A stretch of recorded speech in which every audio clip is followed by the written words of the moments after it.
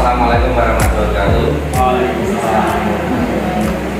Ya, di sini saya Widyantoro Pamungkas. Saya melaksanakan program tindak lanjut dalam program PKB di PJOK.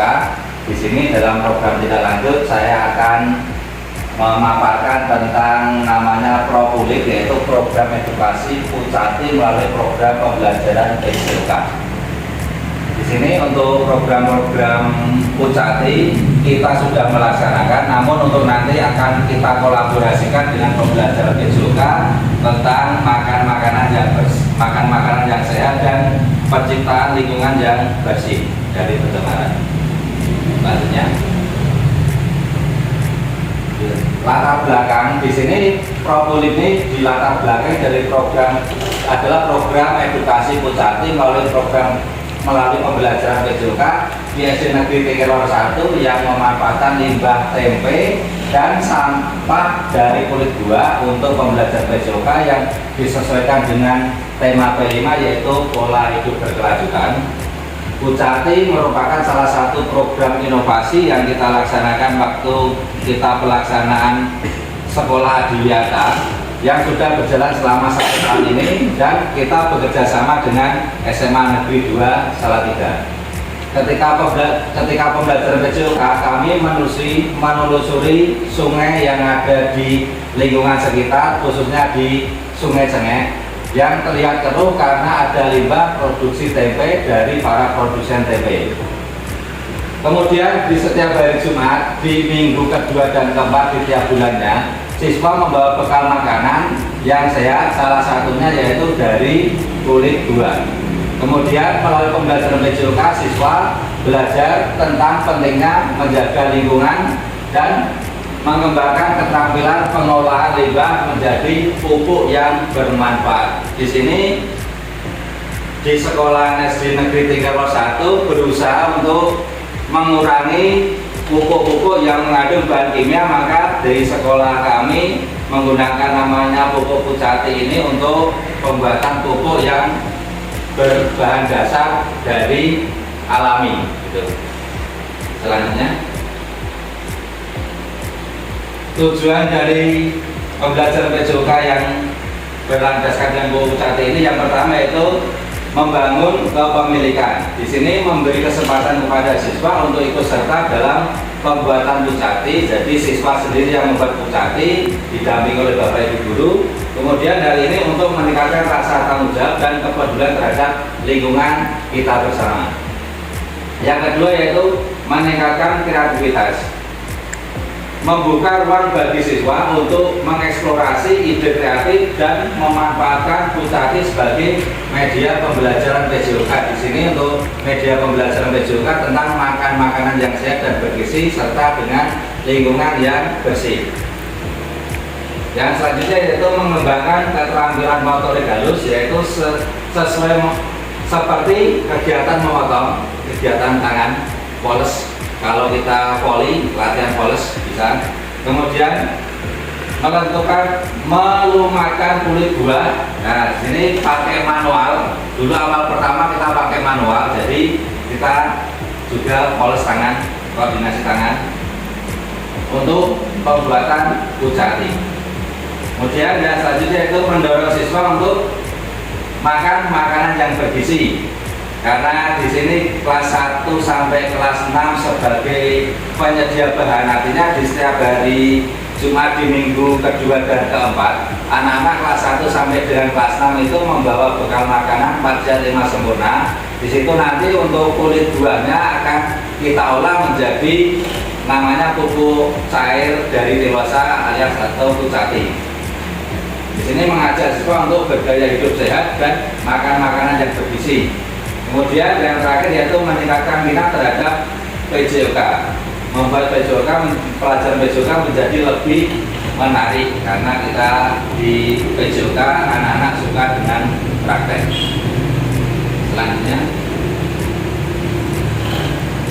nah untuk capaian dan hasil yang diharapkan di sini untuk capaian yang pertama itu capaian merancang RTL dengan sosialisasi KBS, yaitu membuat rancangan RTL dan mempresentasikan program RTL di KBS untuk mendapatkan masukan dari kita semua. Jadi nanti Bapak Ibu guru bisa memberikan masukan tentang pembelajaran PJOK yang berbasis pembuatan pupuk.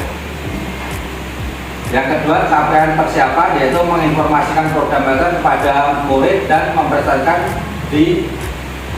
mempresentasikan prosedur objek. Jadi praktek-praktek karena sudah langsung praktek cara pembuatan di pupuk cair. Selanjutnya itu capaian pelaksanaan pendampingan PJBL, yaitu melaksanakan program LTM bersama murid dan melakukan pendampingan selama proyek. Jadi selama pembuatan pupuk Pucati, Bapak Ibu guru mendampingi muridnya khususnya di kelas 4 karena yang pengolahan itu cuma di kelas 4. Jadi kelas 1 sampai dengan kelas 6 penyedia barang sebagai pengolah pupuk cairnya di kelas 4. Jadi kami guru PJOK bekerja sama dengan guru kelas 4 di mata pelajaran IPAS. Kemudian capaian persiapan gelar karya yang akan dicapai itu mengecek persiapan dan kemajuan belajar murid serta mempersiapkan penampilan murid dengan hasil-hasil yang dihasilkan oleh siswa. Selain pembuatan pupuk cair ini, anak-anak belajar namanya pembuatan label. Di sini label juga dibuat dari anak sendiri, dibantu dengan guru kelas untuk cara pembuatan pelabelan. Kemudian capaian gelar karya nanti akan menampilkan hasil proyek siswa mencapai kompetensi dalam pembelajaran PJOK. Selanjutnya, struktur program dan mitra dalam komunitas belajar. Di sini kami bekerja sama pembuatan Pucati ini kami laksanakan di intrakurikuler, artinya di pelajaran waktu pelajaran maksudnya, jadi tidak di ekstrakurikuler. Kemudian PBL dilaksanakan dari kelas 1 sampai dengan kelas 6 tadi di penyedia bahan, kemudian kelas 4 sebagai pengolah bahan Pucatinya. Kemudian dilaksanakan sudah di tahun kemarin, di tahun 2023 sampai sekarang. Insya Allah bisa berkelanjutan di tahun-tahun berikutnya. Di tahun berikutnya mungkin targetnya kami akan bekerja sama dengan SMK Negeri 3 Salatiga karena di sana ada jurusan namanya hidroponik tentang tanam menanam. Jadi nanti kita akan berusaha bekerja sama dengan SMK 3 untuk pemasokan pupuk cair yang ada di Telosa kami. Yang selanjutnya, kemudian aset-aset yang dimiliki, aset dari manusia, fisik dan secara finansial. Aset manusia jelas dari guru dan komite serta dukungan orang tua. Aset fisik dari sarana prasarana yang ada di sekolahan. Kemudian di sini yang lebih penting ya ketersediaan peralatan dan bahan baku yang dibutuhkan seperti limbah tempe yang kita dapatkan dari pabrik-pabrik tempe di lingkungan sekitar sekolahan. Kemudian kulit buah yang kita dapatkan dari makanan yang dibawa anak dari kelas 1 sampai dengan kelas 6. Kemudian bahan bakunya E4 dan tetes tebu. Kemudian ember ini kami gunakan untuk mencampurkan dari bahan-bahan dari limbah tempe, kulit buah dan E4 dan tetes tebu dimasukkan di ember. Blender ini untuk melumatkan setelah kami cacah bahan baku itu, setelah kami cacah, artinya buat proses pemblenderan atau penghancuran dari kulit buah ini biar lebih mudah, biar lebih halus, maka kita menggunakan blender, peso untuk mencacah, belanan untuk bahan cacaan untuk pembuatan pencacahan anak-anak, kemudian dan pengaduk. Nah, di sini yang terakhir yaitu secara aset finansial dalam pelaksanaan ini menggunakan dana BOS, kemudian uang hasil penjualan kilas sampah. Karena kami juga melaksanakan kilas sampah, kami bekerja sama dengan bank sampah yang ada di Salatiga. Munculnya pelayanan publik dalam bentuk fasilitas penyediaan pupuk organik berawal dari keluhan Senjoyo Farm yang berkeinginan meningkatkan produksi panen mereka. Senjoyo Farm melihat bahwa penggunaan pupuk organik mampu memberikan hasil pertanian yang lebih baik dan ramah lingkungan. Namun, mereka menghadapi keterbatasan dalam hal ketersediaan pupuk organik berkualitas di sekitar mereka.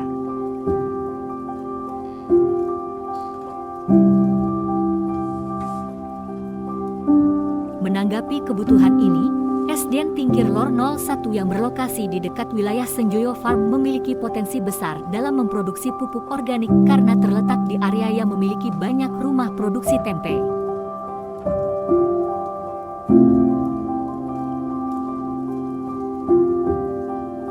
Limbah produksi tempe di lingkungan sekitar SDN Tingkir Lor 01 sangat melimpah dan selama ini belum dimanfaatkan secara optimal. Dengan adanya potensi ini, SDN Tingkir Lor 01 mulai mengembangkan sistem pengolahan limbah tempe menjadi pupuk organik yang dapat dimanfaatkan oleh petani sekitar, termasuk Senjoyo Farm.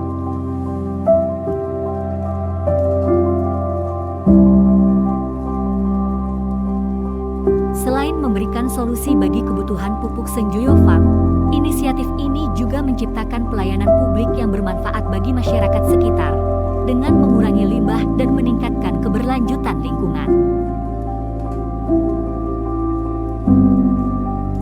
Inisiatif ini tidak hanya meningkatkan produksi panen Senjoyo Farm, tetapi juga membantu menjaga keseimbangan ekosistem setempat dan menjadi sumber pembelajaran baru bagi siswa di SDN Tingkir Lor 01. Untuk Bapak Ibu semua, cukup dengan Rp2.000 saja Bapak dan Ibu bisa membawa pulang produk ini. Saya Ben, saya pengelola Senjoyo Farm yang bergerak di bidang pertanian dan juga budidaya ikan. Saya menggunakan pupuk Pucati dari SDN Tingkir Lor 1 dan ini adalah hasilnya. Payahnya jadi lebih cepat buah dan segar-segar. Dan ini juga hasil dari pupuk kami juga, tapi bukan dari Pucati. Dan terlihat berbuahnya sedikit lambat jika kita memakai pupuk dari Pucati. Terima kasih Pucati. Pucati singkatan dari pupuk cair kelosa. Pucati merupakan hasil karya siswa-siswi SD Negeri Tingkir Lor 1. Siswa-siswi diminta untuk membawa sampah-sampah organik seperti kulit buah, lalu bersama-sama kita olah menjadi pupuk cair.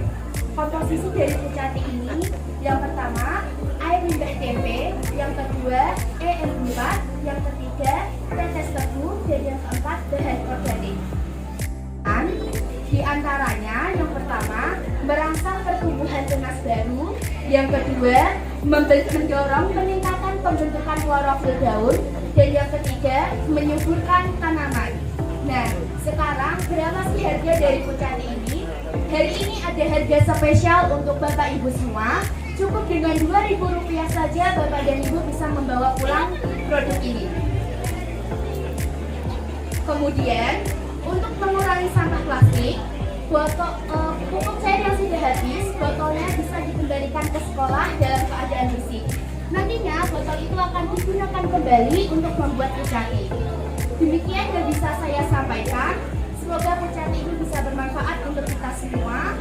Dan jangan lupa untuk dibeli Pucati ini ya. Terima kasih. Wassalamualaikum warahmatullahi wabarakatuh.